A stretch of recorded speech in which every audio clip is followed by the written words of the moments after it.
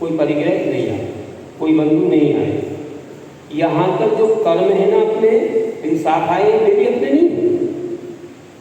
संबंध कितने प्रकार के होते हैं? 3 प्रकार के होते हैं। आपको ध्यान में एक बताया है, एक संयोग संबंध, एक संश्लेष संबंध और एक तादात्म्य संबंध। आत्मा का पर से संबंध आप मानते हो तो 2 संबंध पर से और एक संबंध अपने गुणों से ही। एक है संयोग संबंध, ये वस्त्र, अलंकार, बंधु यहाँ पर बैठे हैं, थोड़ी देर के लिए घर में हैं, वो लोग भी कुछ वर्षों का संबंध संयोग हुआ है और एक दिन वे हमसे दूर हो जाए, ये संयोग संबंध। आप रोज छोड़ते रहते हो, कोई वस्तु को, वस्त्र है, अलंकार है, रखते हो, पहनते हो, ये संयोग संबंध है। या तो मिलते मिसुलते संयोग संबंध है। संश्लेष संबंध कैसा है? वह दूध पानी की तरह है। दूध पानी मिला दिया तो आप जल्दी अलग नहीं कर सकते, क्या करना पड़ेगा? दूध को तपाना पड़ेगा। वैसे कर्म और आत्मा का संबंध, कर्म हमसे भिन्न है, पौद्गलिक है, कार्बन गड़गड़ाने पौद्गलिक है, उनका बंद हुआ है, तो वे जल्दी नहीं निकलेंगे। जैसे दूध को तपाना पड़ता है, ऐसे आत्मा को तपस्या की आग में तपाना पड़ता है। शुक्ल ध्यान भी तप है। जब उससे तपते हैं, सब पूरे कर्म निकल जाते हैं तो आत्मा इनसे मुक्त हो जाती है। नहीं तो अनादि काल से कर्मों का संबंध बना हुआ है, अभी तक दूर नहीं हुआ। वही कर्म हमको साबरमती में भ्रमण कराते हैं, हर तरह की चीज़ें हमें उपलब्ध कराते हैं। पुण्य पाप से सब होता है, सुख दुख मिलते हैं। और एक संबंध है तादात्म्य संबंध। ये बाहरी चीज का नहीं है, ये गुणगुणी का है। जैसे स्वर्ण का पीला आप अलग नहीं कर सकते, वैसे ही हमारे जो ज्ञान दर्शन है, इनका जो संबंध है वो तादात्म्य संबंध। कभी अलग ना हुए हैं और ना होंगे, केवल वर्तमान में कर्मों से ढक गए हैं। जैसे सूर्य ढक जाता है बादलों से, तो कर्मों में ढका है, इसलिए हमको ज़्यादा ज्ञान आदि नहीं हो रहा है। और जैसे जैसे मेघ हटते हैं ऐसे प्रकाश आता है। जैसे जैसे कर्म छटेंगे वैसे हमको ज्ञान दर्शन चारित्र अपने जो गुण हैं वे उजागर हो जाएंगे और उनकी उपलब्धि होकर के हम महान बन जाएंगे। उन्हीं को काटने के लिए, कर्मों को काटने के लिए हम लोग धर्म किया करते हैं। इस प्रकार से बताया। तो ये 3 प्रकार के संबंध हमने बताए हैं। तो आत्मा और हमारे ज्ञान दर्शन आदि गुण ही अपने हैं, बाकी कुछ भी नहीं है।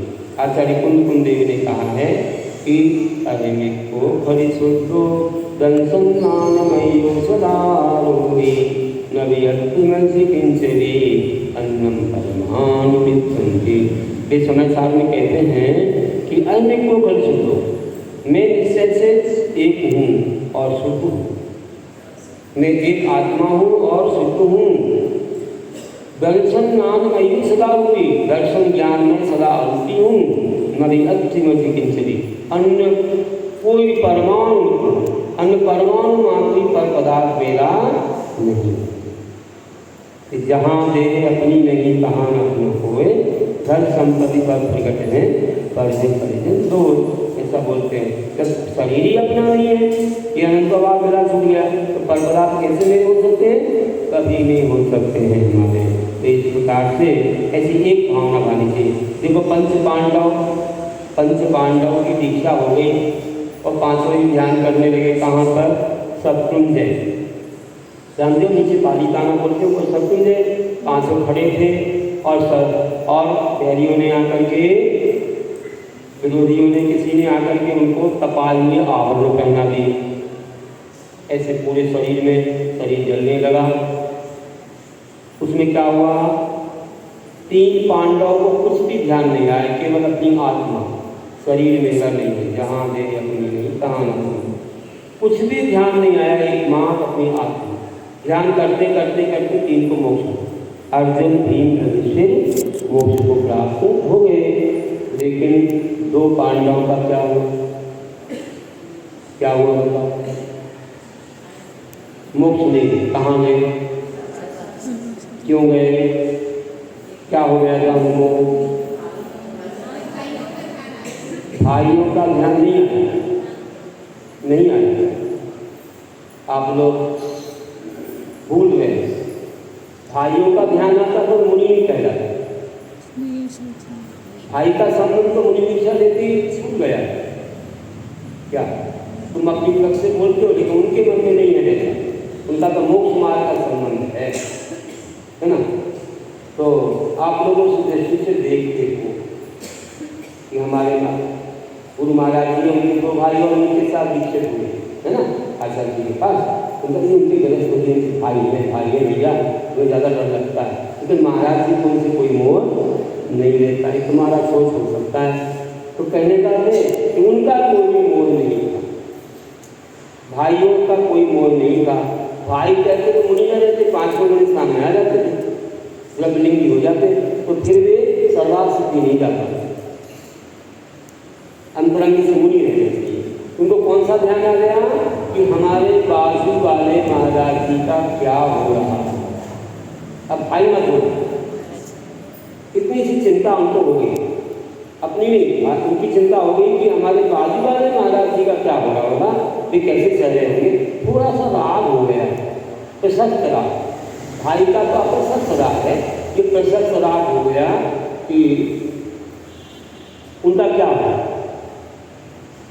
अब हम तुम लोगों को भाई बहन बोल दें तो हमारे वास्तव में भाई बहन बोलिए, असल कुछ बोलते हैं कि बंधु, ऐसे बोल देते हैं कई बार, ये मित्र, उनका राग है। लेकिन सभी को बोलते हैं, ऐसे नहीं कि वो अपने उनको ही बोलते हैं, सभी को ये भाई बहन बोलते हैं। इसलिए ये समझ लेना चाहिए कि उनका कोई भाई बहन से राग नहीं था। उनका तो ये था कि बाजू वाले महाराज जी का क्या हो रहा होगा, थोड़ी मैयावती का भाव आ गया, चिंता हो गई उनके लक्षण से।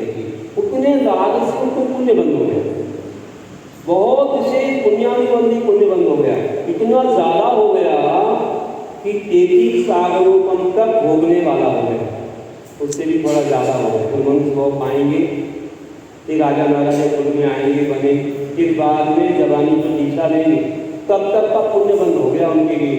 उस पुण्य ने उन्हें रोक दिया। सर्वार्थ सिद्धि में 33 सागरोपम तक देखिए मोक्ष नहीं जा पाए, वहाँ पर सुख भोगेंगे अनमित होकर के, द्वादशांग के ज्ञानी रहेंगे, फिर नीचे आएंगे, चौथे काल में जन्मेंगे अच्छे राजकुल वगैरह में, और फिर जवानी में वो दीक्षा धारण करेंगे और ध्यान करके मोक्ष चले जाएंगे। ये निश्चित है, ये भवकारी होते हैं सर्वार्थ सिद्धि के लिए।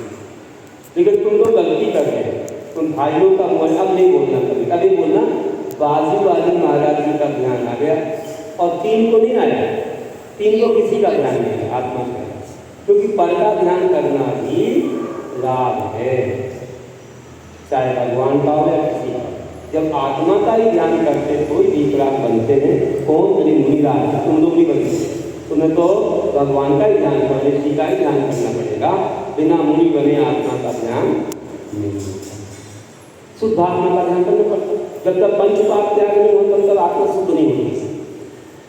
तुम लोगों की आत्मा शुद्ध नहीं है, महाराज ने पंचपाप त्याग कर दिया, उनकी आत्मा शुद्ध हो गई, इसलिए वे कर सकते हैं आत्मा का ध्यान। तुम करो उनका शुद्ध आत्मा का ध्यान हो, इसलिए हमको शुद्ध आत्मा का ध्यान करने के लिए क्या करना पड़ेगा, पंचपाप का त्याग करना। चलिए, तो हमने यहाँ जान लिया कि उनको नकुल सहदेव को सर्वार्थ सिद्धि प्राप्त हुई, क्योंकि फल का ध्यान आ गया। हम लोग भी जब मुनि बनेंगे एक भावना पाएंगे, आत्मतत्व की भावना, जिससे क्या होगा, जैसे तुम भगवान का अभिषेक करते हो, ये भावना अपनी आत्मा का अभिषेक करेगी और सारे कर्मों को धो देगी और हमारे लिए मोक्ष प्राप्त हो जाएगा। तो क्या लिखा देखिए, आत्मतत्व की भावना एक भावना में शिव सुख की ये